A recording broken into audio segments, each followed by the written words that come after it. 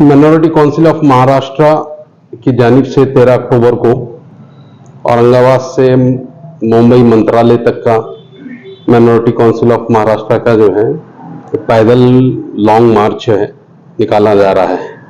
और उसकी वजह यह है कि हम देख रहे हैं कि आए दिन सारी कम्युनिटीज जो है अपने अपने रिजर्वेशन के लिए लड़ रही है और किसी को रिजर्वेशन नहीं मिल रहा है।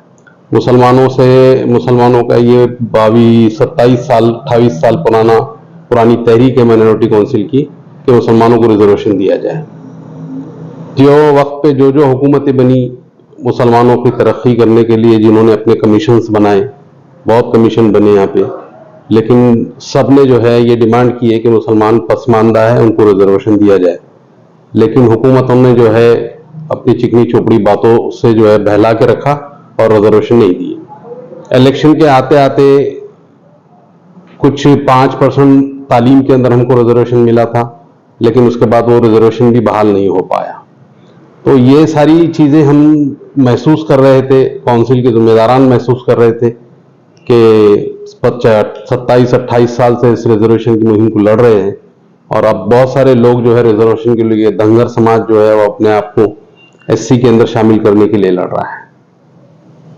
मराठा समाज जो है रिजर्वेशन लड़ेगा। हम क्यों किसी को रिजर्वेशन मिले इसकी मुखालिफत हमारी कतई नहीं है, लेकिन जो हमारा हक है वो हमको मिले, ये लड़ाई लेके जो है minority council of Maharashtra Aurangabad से मुंबई मंत्रालय पैदल मार्च निकाल रही है।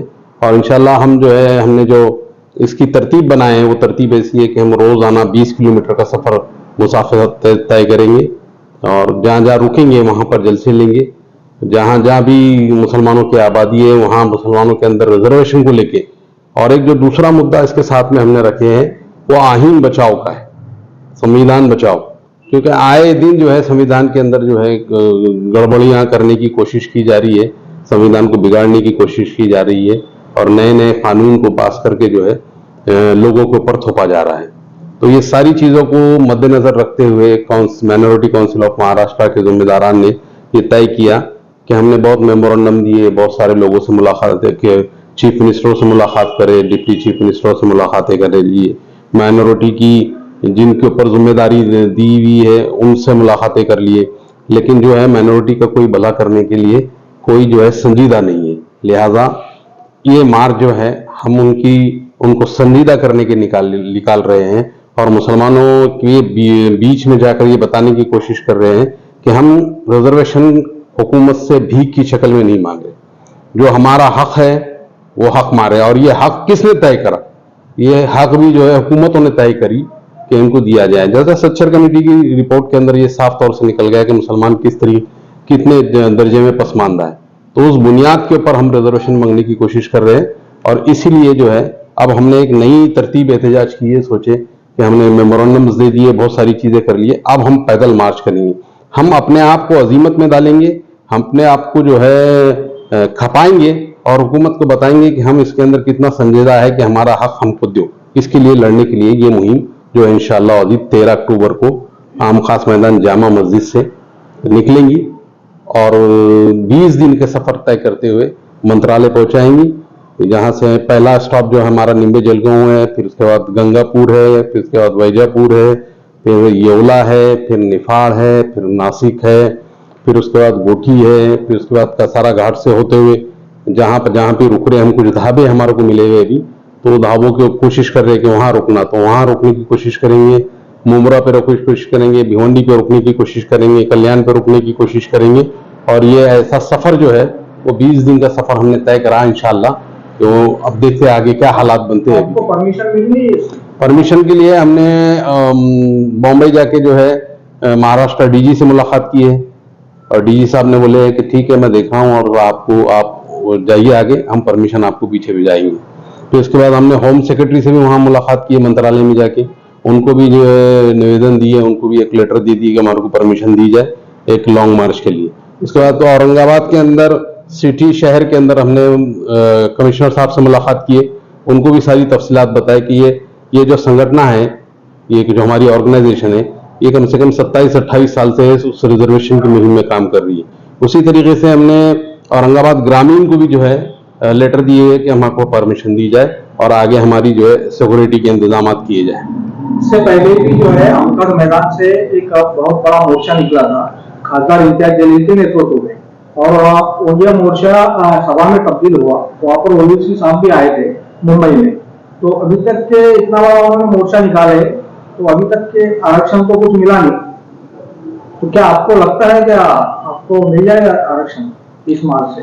और मिलेगा नहीं मिलेगा ये बात तो है बराबर, लेकिन खामोशी इख्तियार करना ये भी सही नहीं। जब कोई इशू को आप हाथ में पकड़ते हैं तो उसको तकमील तक पहुंचाना चाहिए। यानी अगर खाली जो है ये कोई पॉलिटिकल ऑर्गेनाइजेशन तो है नहीं हमारी कि हम जो है माइनॉरिटी काउंसिल को सियासत में लेके आ रहे, कोई पॉलिटिकल ऑर्गेनाइजेशन नहीं। लिहाजा हमारी कोशिश ये है कि जाना और रुक जाना ऐसा नहीं है। अब ये मुहिम तो हम 27-28 साल से लड़ रहे हैं।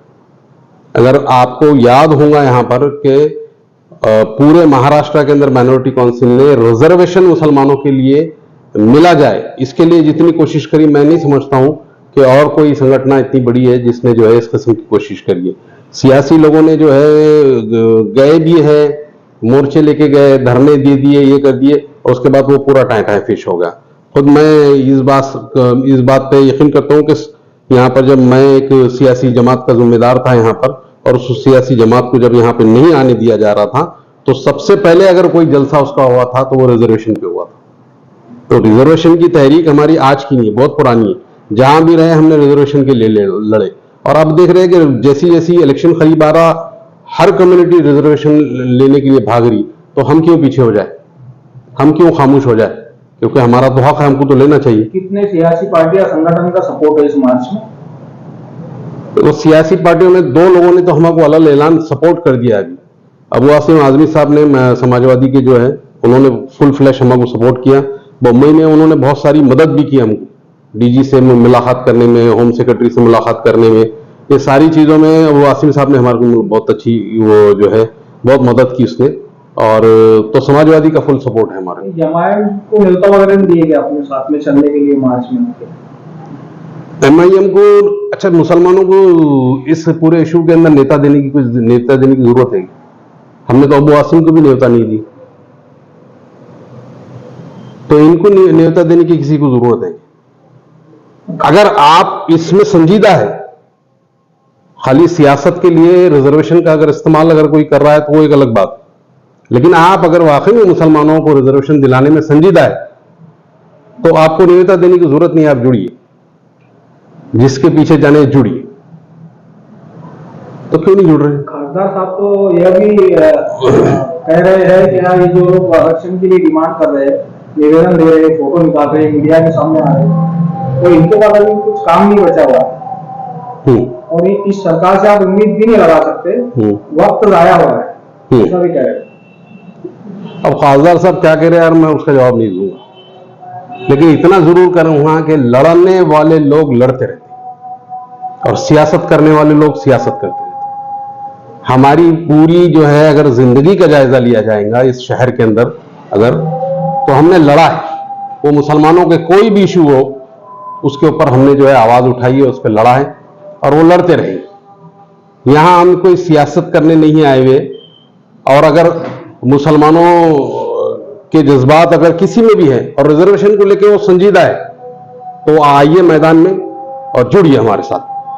जो लोग भी अगर इस किस्म की बातें कर रहे हैं कि अब कुछ फायदा नहीं है, जब कुछ फायदा नहीं है, तो उन लोगों के 10 साल हो गए तो क्या फायदा करके दिए उन्होंने?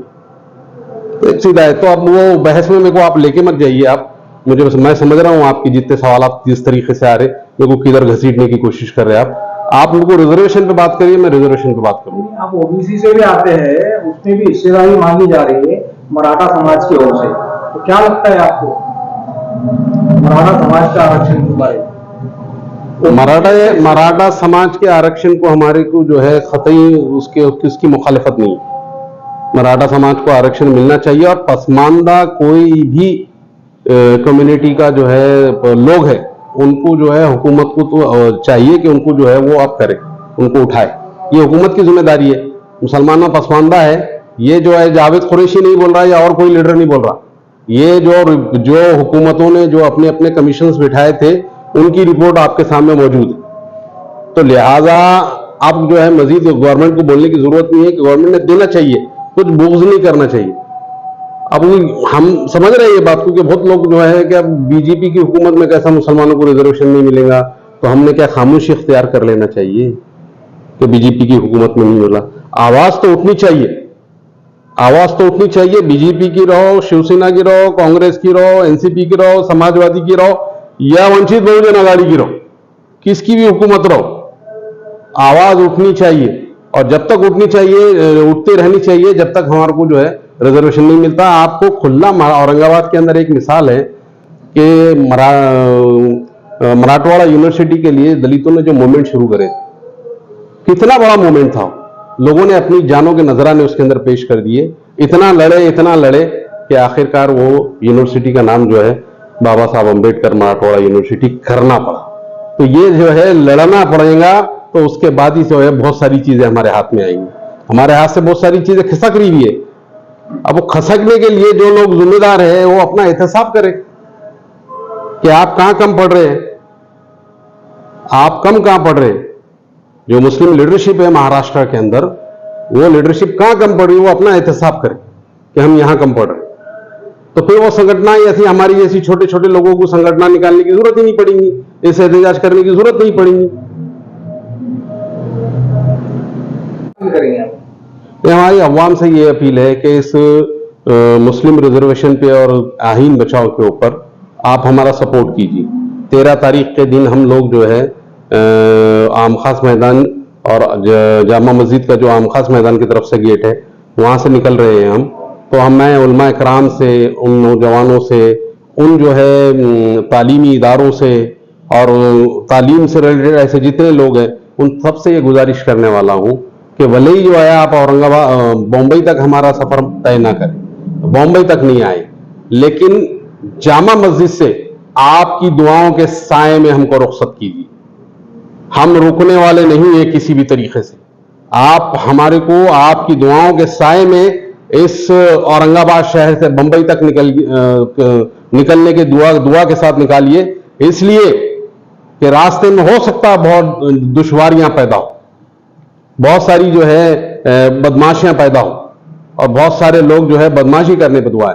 तो हम ये चाह रहे हैं कि हमारे उलमा इकराम, हमारे शहर के बड़े दानिशमंदाना लोग और सियासी लीडरान, मिली तंजीमों के जिम्मेदार, मजहबी तंजीमों के जिम्मेदार, उन सब से मेरी गुजारिश है कि वो हमको जो है, जो हमारा 100 लोगों का काफिला है, आप लोगों की दुआओं के साए में हमको रुखसत करिए। खुदा हाफिज।